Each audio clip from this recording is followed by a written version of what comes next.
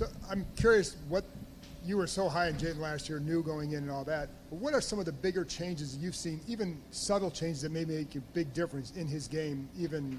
You're talking about Jaden? Yes. Yeah, I think just the comfort level. He's not in for any surprises. He knows exactly what he's getting into each and every day. There is no competing necessarily like he was last year with Marcus going into this. So I think everyone just knows it's his ship, and we're trying to do our best every day to improve as a team. But just his comfort level, he's always been so poised, such high confidence, but I feel like he's just taken another step. He's very efficient out there. He sees the game a certain way. He's talking to guys how he sees it, making sure everyone's on his page and not necessarily just how each individual sees the game. So, yeah, I think he's taken even more ownership of this thing, as he should.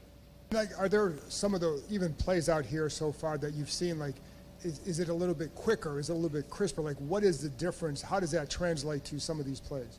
I think the timing and anticipation that comes along with being in a system another year, I think you can definitely see it out there, the timing, the confidence he has to kind of push his limits. And,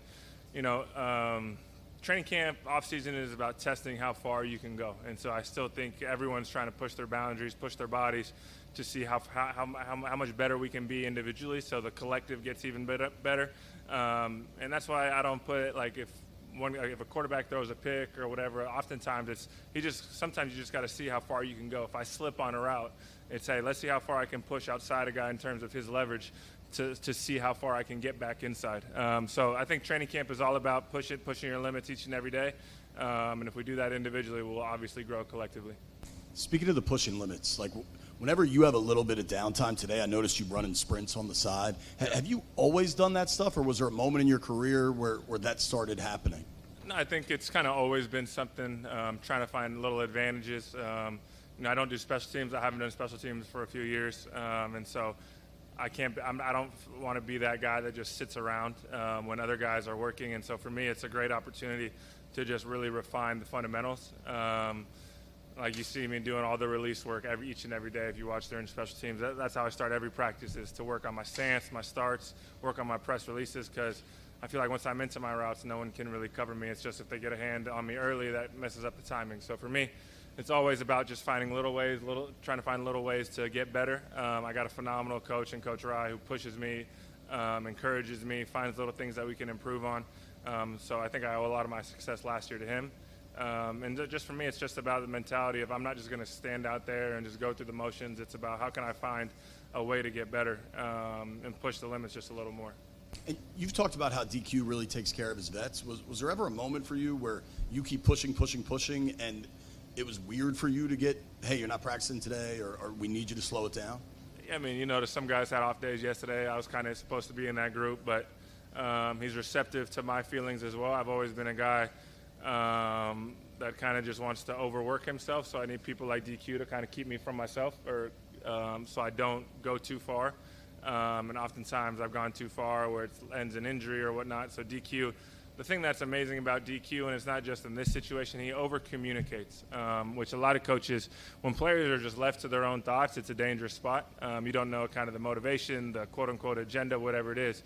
But DQ is very forthcoming in why he's doing something, why he's like, you're not going to practice. Last year in training camp, I did practice every day. During the season, I didn't practice on Wednesdays, but I'm not going to practice every day in training camp this year.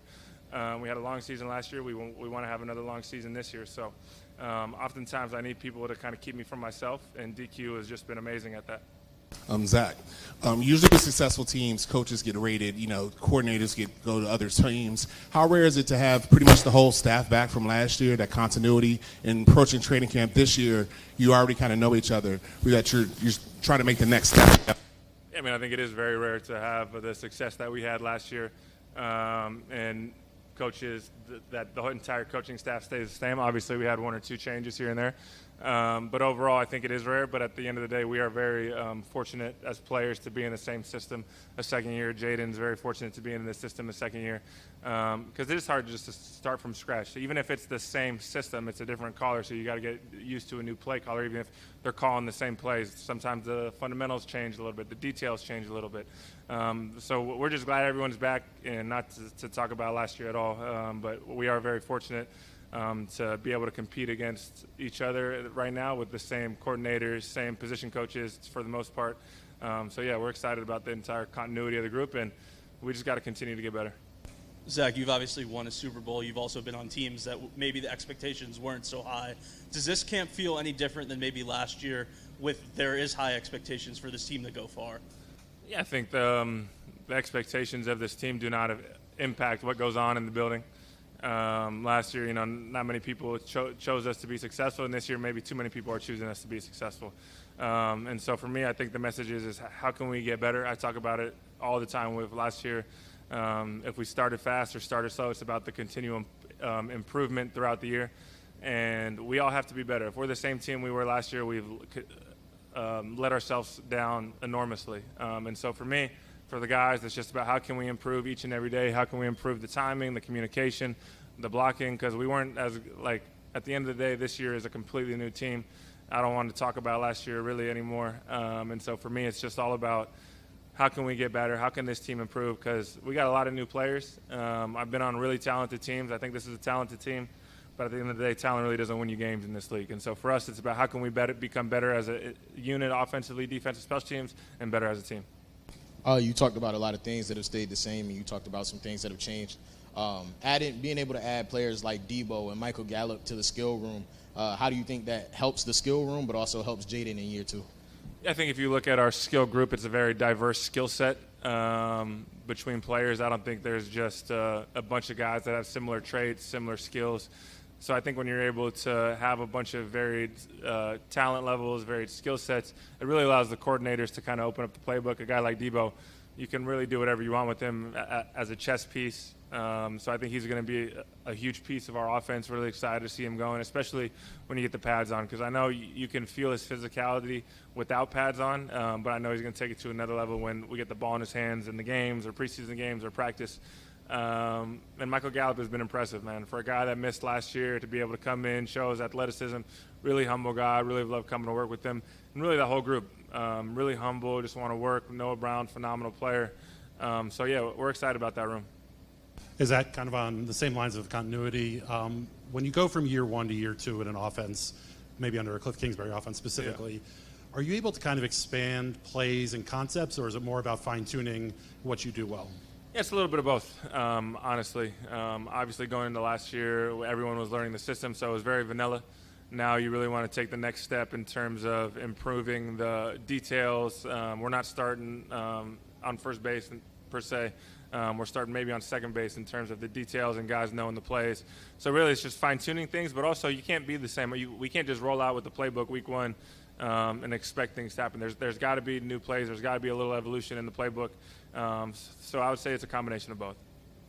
Hey, Zach, with Cliff, he's in the off seasons. He's who knows where he is necessarily in the world, but I'm sure he's always thinking about the playbook. Does he ever just kind of reach out to you, randomly text you something like, hey, I was thinking about this. What do you think about that? Do you do that to him? Yeah, I mean, I think it goes both ways. Cliff is very respectful of people's time in the building and out of the building. So we talk a lot about soccer, honestly, outside the building. But I'm texting him ideas. He's texting me thoughts. But a lot of our conversations, and the thing that's special about Cliff is he truly cares about the person. So a lot of our conversation is, how's the family doing? I text him, where are you at right now in the world? Just things like that. But ultimately, I don't think people realize how much of a grinder Cliff is. He kind of gives this persona of the cool guy who wears the hat. He's always in the all black. But in reality, the guy's here at 3 a.m. every day. He's always the first one in the building. And he's always just grinding film. And so for me, I think he gets this persona of kind of this laissez-faire attitude, when in reality, it couldn't be further from the truth. That cool guy, you never know where he is. You're a family guy. Obviously, you've got kids and all that. Is it part of what this is all about? Like, you have guys who are in different stages of life, different how they're going about, and then when they come here, it's kind of find a way to work all together? Yeah, I mean, I think that's the best part about football. A lot of these guys I would never have had the opportunity to meet. And really, throughout my career, you're not going to remember individuals' games, but you're going to remember the teammates that you have each and every day, each and every year, the bonds that you have, the stories that you have. And so we got an amazing group of guys that really love the process, that love coming to work every day. And so for me, it's been so fun just to really get to know the guys. And that's why I'm here in the offseason. It's not like I'm a guy that just wants to show up in training camp at this stage in my career. Part of the best part about this business, and honestly probably the best part, is meeting your new teammates and working together and grinding through adversity and training together and knowing that he's not going to let me down. I'm doing everything I can and not let him down. And so for me, it's really about just enjoying the time together with the guys, getting better, and doing everything we can to be the best version of ourselves this year. Hey, Zach, I came in here a little late. You talked about meeting your new teammates. What have you seen in the early stages on the offensive side of the ball from this unit? Yeah, I think we got a group that really loves being together, guys that are trying to do everything they can to get better, and a bunch of guys that have a really diverse skill set in the skill room, a bunch of guys that are at different phases of their career, different talents in terms of how coaches can use each of us. So right now, training camp is all about earning trust. Nothing is given in this league, and you can't come in here, I'm talking about myself, that coaches are just going to draw things up for me on third down in the red zone, and I'm going to pencil me in for X amount of targets and catches. Everything is earned each and every day in this league, and that's the best part about this league is you can't just come in here expecting anything. You got to come in every day and grind and earn your reps, earn your plays that you're going to be on the field. And if you don't, you're just not going to play in this league. And so for me, that's what training camp is for, is earning the trust of my coaches and my teammates to go out there and execute when they need me to and get better with Jaden.